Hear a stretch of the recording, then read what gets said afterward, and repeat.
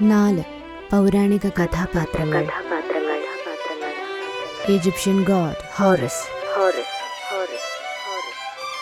ഭഗവാൻ Sreekrishna, ഡെമിഗോഡ് Perseus, king Oedipus.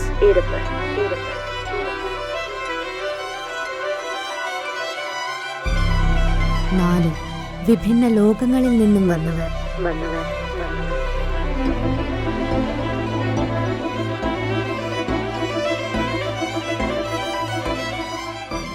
4 വ്യത്യസ്ത കാലഘട്ടങ്ങളിൽ നിന്നും വന്ന കഥകൾ.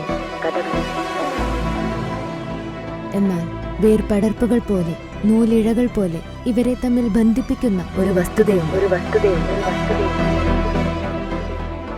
കൂടുതൽ അറിയാം അടുത്ത എപ്പിസോഡിൽ.